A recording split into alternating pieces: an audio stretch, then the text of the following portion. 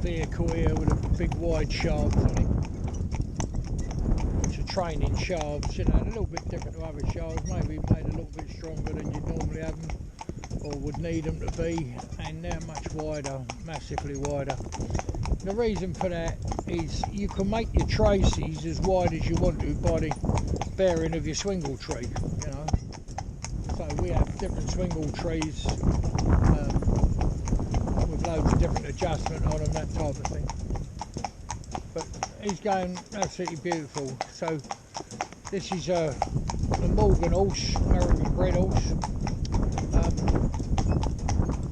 and he's put a lot of riders on the ground. He was for riding originally. Put a lot of riders on the ground. Obviously the people that have had his back checked and checked all them type of things, and he's fine. So they said to me, you know, would I have him and try and see if he'd break, you know.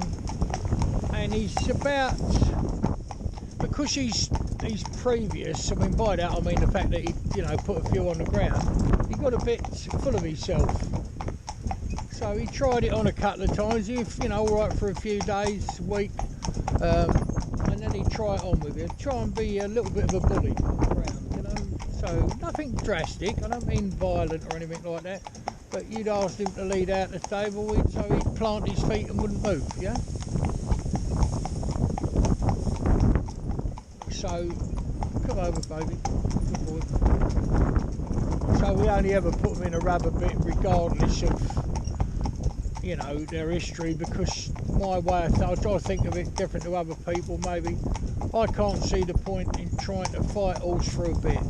All that bit's there for is to point him where you want him to go, to give him a signal that he's got to stop, yeah, when you want him to, or slow up, we'll say, yeah. Just give him a signal of that. There's a good boy.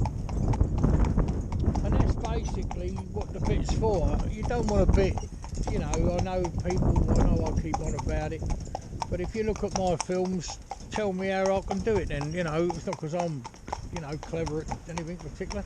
It's, you know, horses, it's just that you'll never fight horse, and people say, oh, you need a bit, well, tell me this, why then they've got a Liverpool bit in a showground.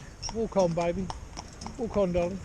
They've got a Liverpool bit in the, you know, on a showground, they run right through the crowd, you know, and there's a man driving it, hanging on to it, don't prove anything, does it? They can't stop them in anything. But my way of doing it is to say that if you have if you break them correctly, and please don't think I'm being, but breaking horse is not putting the horse between the shafts. Ain't nothing to do with it. Well, it's a very, of course it's something to do with it, but it's very little. Breaking is when you ask them to do something, you're not pulling on their mouth to do it, yeah? And they'll answer you. So by the time this horse is finished, we'll be able to take him out with virtually no contact, and he'll go through all the paces, carry his head in the right place, yeah? And he'll do the job we've asked him to do, you know? So, but he has been a bit of a, not an handful, you couldn't say he's been a problem in any way, but he'll try it on with you if you're not careful. Now, what you mustn't do is to then say to him, you know, or get cross with him, or, you know, or all I do is raise my voice. I suppose that is getting cross, but I mean, you can't smack them and whack them and all that, and that's no bloody good. Just kid them along. You know, if you look at their brain, it's as big as a tangerine, isn't it? Satsuma. Compared with our brain, it's tiny. So why don't we use our brain to get the best you can out of a horse, rather than trying to do it? And they say about this, I'm sick of hearing this one about pressure and release, pressure and release. What it is pain and release. If you don't believe me, then put a bit up your arm, up your forearm, point your thumb up in the air. That's the first thing to do. When your thumb's up in the air like that, yeah, put the bit there and the curved chain underneath, right? Keep your thumb up like that and just turn it. Just turn it a little bit with your fingers. Well, it'll make you cry. It hurts, and you've got a serrated side on a bit and a smooth side on a bit. And it's people's inability. All the horses I do, every single horse I do that comes in the yard, goes in a rubber bit. The only time that might vary, well, it don't really, but sometimes it might. Someone will say, I want to put it in a Liverpool for the look of it in a show ring or something. Well, that's fine. Our new bits we make, you can't, you know, from the side view of the horse, you can't see that it's a rubber bit at all, because there's no rubber showing outside the horse's mouth. But our ones we just have, you know, we make for ourselves really. So you can put any shank on it, any cheek piece you want on it, you know, a shank bit, of rings, whatever you want. Trot, boy, trot. Oh, he's got to go away like that. I didn't ask him to trot on, I just asked him to trot, yeah? And when I say to him now, it's a tiny bit of pressure, just see the reins up. Steady, steady, just walk. So no pulling, no great yanking on the bit, only a soft rubber bit in his mouth, and he'll come back to the walk, yeah? You could say to me, well, he's worn out, he's, you know, he's not worn out at all. Not worn out. Trot! Come on, babe, trot! Trot on! Up you go then, good boy.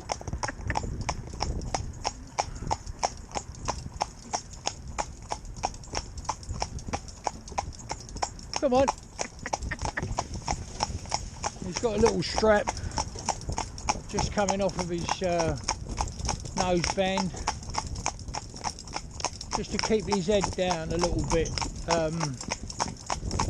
He's got a tendency to throw, he looked like a camel, you know, throw his head up.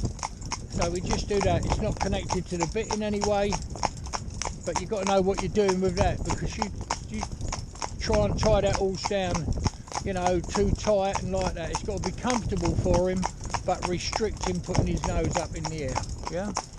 Now, you can say, well, you could do that with your, you know, well, I don't want to do it with his mouth, do I? Obviously, I want to keep his mouth as soft as I can. He's already had other bits in his mouth. Well, I don't know whether that's true, but he's certainly been ridden, so he must have had a bit in to do it. So, the consequence of that is I want to keep him as soft mouth as I can. So, you know, so a little bit of, we'll come up here to this junction that I'm coming up to now, and I'll give him I'll stop him quickly, you know, sharp stop, and I won't pull on the reins hard, you know, I'll get him to stop as soon as I possibly can, you know, in a couple of strides maybe, yeah? Come on baby, up you go. Yeah, he's a good boy. Yes you are. Yes you are, my lovely baby. You go up there, my baby boy. Come on. Notorious he's called. What a name for a horse, eh? He's got a reputation before he starts, hasn't he? So I'm going to come up this white line now, and I'm just going to ask him to stop. Whoa! So you can see I've not pulled his head into his chest. Walk. Walk. Walk, mate. I've not pulled his head into his chest, right into his chest, or hurt him in any way. You know, and he's come round there lovely. And this is his first time in single. He's done some pair work, and the only reason we don't do pair work. We do pair work with some horses, not with all of them. Some of them don't suit it. In fact, I would say a fair percentage of them don't suit it. What you do, if you put them in a pair, some horses, what they do is hide behind the horse they're with. So the herd instinct comes into play, so they go, oh, if you're going, I'm going. Well, when you take them out in a pair and want to put them in single, they won't move, because they haven't got their mate with them, have they? Haven't got someone with them, someone to lead them. So we don't like to, well, we will put them in, but the reason we put this one is just get him fit. You know, so he could get fit without working as such. So all he's doing, he's not pulling anything, he's not carrying anything, he's just trotting alongside the other horse, you know. Yeah, so, you know, as I say, when you put them up alongside another one, you can get this problem where, oh, I'll go with you. And they don't really do anything off their own back. You can't build their confidence. How can you possibly build their confidence if they're with another horse? Some you can, but there's a lot you can't. So therefore, you've got to do them single. So you've got to make them brave enough to do what you ask them to do, really. So like this change of tarmac colour, want it to walk straight over. Well, that's easier to teach him that type of thing in a pair, isn't it? Because you're just walking alongside another horse. But if you leave him there too long, or some if you they never need putting in a pair. It'd be the worst thing you could do, because you could set them back. So virtually, without too much exaggeration, it's like starting again. The only thing that they'll do is have the harness put on. They're quite happy for that, but as soon as you bring them outside and ask them to do anything, they're not going to do it. They're, you know, they get, oh dear, where's my mate, where's my friend, I can't do it without. It's like someone going in a haunted house, isn't it? Something that's scary, you hold on to one another, wouldn't you? You know, I certainly would. Right, okay, there's a good boy. So he's walking up here, his ears are pricked forward. If you look at his ears and learn by that, you know, you want that bit of flop and jelly in his ears, you know, floppy, loose. His tail's off, his quarters nice, holds it to one side, always has done.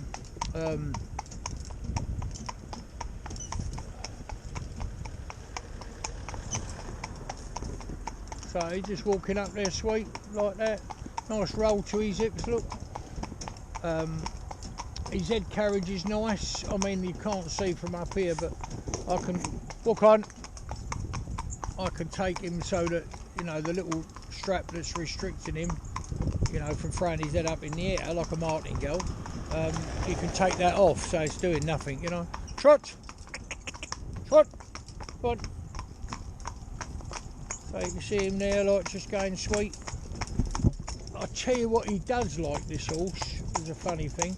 I've had to put him in his place a few times, growl at him, you know, speak, you know, instead of being, come on my lad, there's a good boy, more, hey, that'll do, more that tone of voice, you know, and he respects that, and he's sort of taken, I think what he needed is to know, like a child. I know I refer to children a lot when I'm talking about horses, but the way you bring a child up is, if you say something, you've got to do it. So don't threaten them with, oh, you're grounded for a month and then you let them go out after a week, because you haven't kept your word.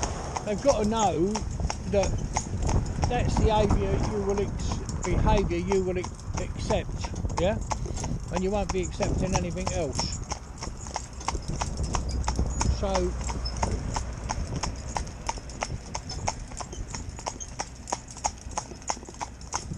you know, if a child, even from a young age, goes to touch the cooker where it's hot, or, you know, Rayburn or fire or wood burning stove or something, you know, you've got to stop it, haven't you? So now if it goes to touch it again, you've got to say no, and raise your voice and make sure they understand you mean it.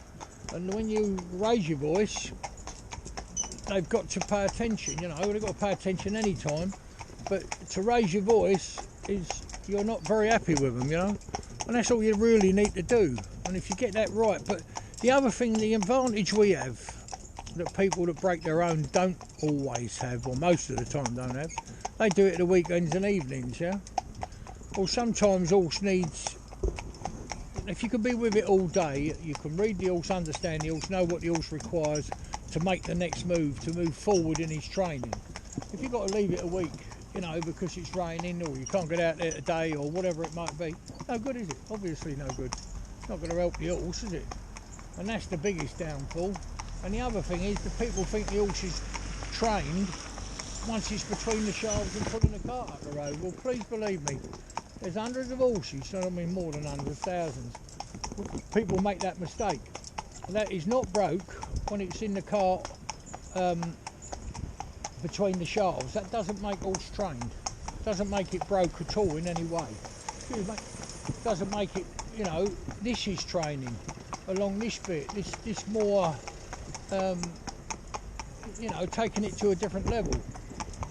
So, you know, we might go out, for instance, and I might walk 5 miles with horse. Walk, stop, stand, back up. Whatever I might do that, that's all that'll do. Might do that for a week, might do it for a day, but it'll be established in the horse that when I ask you to do that, then you must do it, and I won't accept anything else. But I won't punish you, I'll just say to you, no, we've got to stand here, because I've asked you to stand here. Trot! So straight away you see the answers, trot! Good boy. Trot! But this is his first time in single, and people say, no, it's not, you've had him in the arena, you've done this, you've done. I'm telling you, it's his first time in single. But it's how you do them. And it's not because I'm, you know, you've got to live and die the job. You've got to be there 7 days a week. You've got to be on, you know, understanding them. They're all individuals, they're all different. And if you bother to understand them, then you can do anything with them. I'll say to him now, hey, cant up, cant up. And if I want him to stop on a rubber bit, cantering along there, yeah, I'll just say to him, steady, good boy. And come back on a slack rein, like that. That's training. Not pulling his head off and hanging on to him till he stops. Just let walk, walk. Good boy, just walk. Give him time to do it. There you are, right? Did you see? Walk, good boy. Did you see me pull on the reins and yank his head off? No. Just let him walk. And that's lovely. Also, the other thing is when you put him up alongside another horse, the other thing you've got is he's doing the miles, but he's not doing the work. So, you know, when people go jogging, so to get yourself fit jogging, then you see some people put a pack on their back, don't they, like a load of weight, to get their legs even stronger, you know. I believe that's true. I think that's why they do it. Get them stronger because now they're carrying more weight and they're still running and still doing the distance. So the same for these here dear little horses. You've got to do it like that, isn't it? You know, everything's got to be as enjoyable as you can make it, so that when they come out, they'll be like this horse. Tail off his quarters, first time in single, out on a public highway, ears nice and rubbery, listening to me, but doing what I'm asking him to do. But he learnt, a lot of what he learnt is up alongside another horse. But get another one, you take the other horse away and they just don't have the confidence. There's other things I do when they're in a pair to give the horse that you're training confidence, but it's quite involved. Not that I've got any secrets, I don't want to tell you, but you'd have to be next to me and learn, and I would explain to you what I'm doing that makes it different. And you can do it with all sorts, you know, other loads of things you can do to kid them, cajole them. Trot, babe. Well, we're going uphill there. Look, see this? Up a slope, not hill, is it? Trot! Trot! I'll stop it. Steady, baby. Just walk now, darling. He won't give up. Look, his quarters going to work. Look. Pull up that slope. Now, his fitness has come from being by the side of the other horse. That's what I'm saying. But all I can say, he didn't have much of a future if we couldn't have get him for riding. I mean, it's not a mare, it's a gelding, so, you know, he didn't have much of a future because you couldn't keep a rider on his back. Now you can say to me, oh, I know plenty of people to ride him. Well, lovely, hope you do. You know, that's wonderful, isn't it? But it's like, I don't, I've seen them, you know, tying their heads down. You can say, well, you've tied his head down. No, I ain't got a martingale on him. I've seen them tie their heads down between their front legs so they can't possibly get their head up. When I've been around, you know, a lot of places, a lot of countries now, teaching, when I go out to Canada, America, Europe, I'm out there quite a lot. Or when I'm out there, I go to a lot of places. And you see all sorts of weird and wonderful ideas and gadgets and all that. The best gadget you'll ever have is a relationship with the horse. You get that and take the time to understand them. Read their body language. You can learn so much just watching horses in a field. Seriously, you can learn a lot if you want to watch and learn. I mean, it's been my passion all my life. And I mean all my life, it's all I've done. I've had to do other jobs, you know, here and there to make ends meet. But, yeah, that's what I've done. So, come over, baby boy. That's my baby. Come over, there, good boy.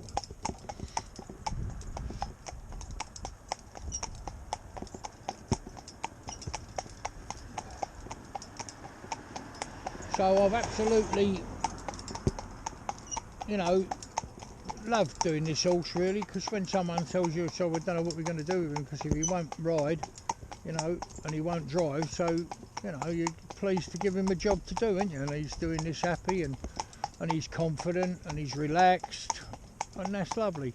And we've seen a little bit of traffic. He's seen more traffic than that. He's been out, obviously, as I say, up alongside another one, so he's seen a fair bit of traffic.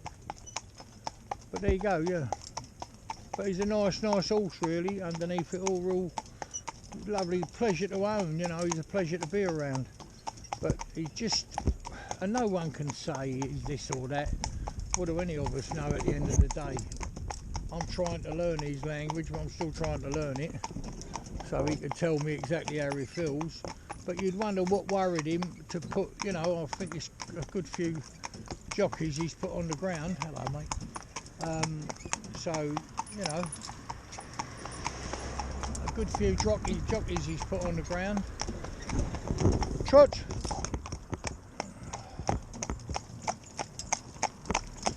But he's, you know, and he might be better riding now, you know, now he's like, I wouldn't say he's had to do, well yeah, he's had to do as he's told, you know, and not take liberties. And he would push the boundaries a bit. Yeah, what I'm saying is I can understand with him, because he'd weigh up the situation, think, right, you're getting off my back now, yeah? Well, he was the same when we put him outside. He ain't putting that harness on me. Trot! You're not putting that harness on me. I'm not doing that. I'm not walking out the stable. I'm going to stand here. And when you want me to move over, I'm going to stand still. When you ask me to move that way, I'm going to move that way. And that is just a little bit of, you know, like a teenager, stroppy teenager, really, I suppose. Don't want to do anything like that. You can't tell me, you know. And he's got away with it before, but he's not got away with it with me, because I've said, no, well, I'll stand here all day with you if I've got to, but you will do what I asked you to do. You know, but I'm not going to force you, but you will do it, because we'll keep doing it until you accept it. So basically that's it. Notorious, they call him. Bloody name for horse, isn't it? Go on, my baby.